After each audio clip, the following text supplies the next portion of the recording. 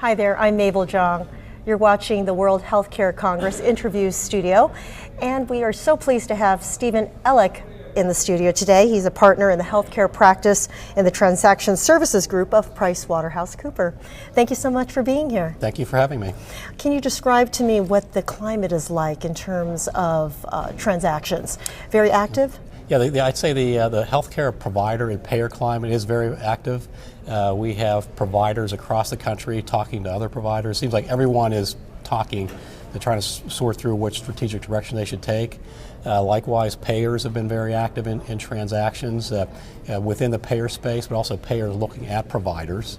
And you have providers looking at payer transactions. So the whole theme around convergence has really taken hold over the last couple of years. So we're seeing a lot of activity in both of those sectors. How risky is that, since we don't really know yet what certain things will look like, what reimbursements will look like, and so forth? Are some of these companies taking big risks? Well, there's, I think in any deal there is risk, but there's also risk for not doing something.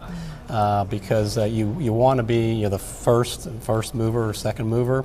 You don't want to be left behind, because as these organizations start coming together, networks start getting formed, you don't want to be left out. So you have to think through it, I think very thoroughly.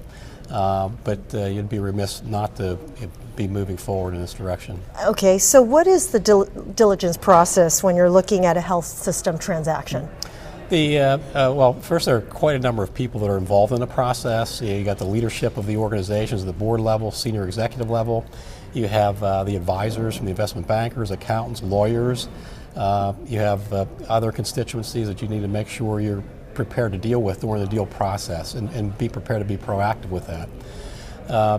But from an issue standpoint, a lot of the key issues that are dealt with are around the impact on the revenue stream from a governmental reimbursement standpoint, what may happen over the next several years, and how that's going to impact the combined organization or your organization going forward. You're looking at a lot of the compliance-related ramifications around that. And if there's one area in the transaction that could really cause an issue, it is a compliance-type issue. Right. Not only financial penalties, but criminal sort of penalties potentially as well. So that's a big consideration. The consideration around information technology, the level of investment that's required is significant, with organizations spending tens, if not hundreds of millions of dollars around IT. So you really need to have a very good understanding of that spend and how you're going to deal with that from your strategic growth standpoint, and when you're pulling two organizations together in the integration process, how is that going to work? Yeah. And Stephen, and when we're talking about networks, can you give me key component companies that would want to be involved together, so that they're covering the basis of trying to provide better care at a more cost-effective price? Sure, and these networks can come together in a multitude of different ways, whether they're transactions, partnerships, affiliations, contractual arrangements. But you're going to have physicians, physician extenders, you're going to have hospitals, you're going to have long-term care facilities, and other post-acute facilities. You're going to have home care, hospice. So virtually the entire continuum on the services side need to be part of the thinking.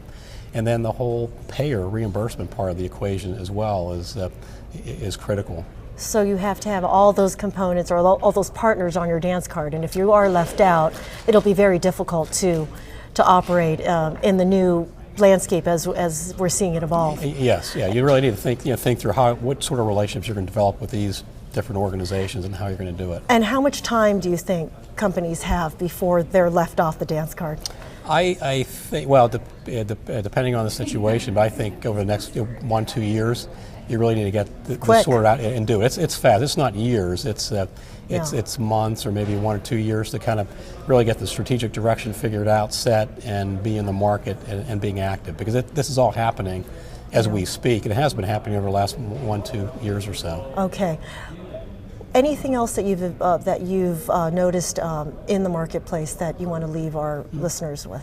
I think the whole theme of convergence and with payers and providers looking to link together, going both directions, payers looking at acquiring providers and providers looking to acquire payers or getting into that business.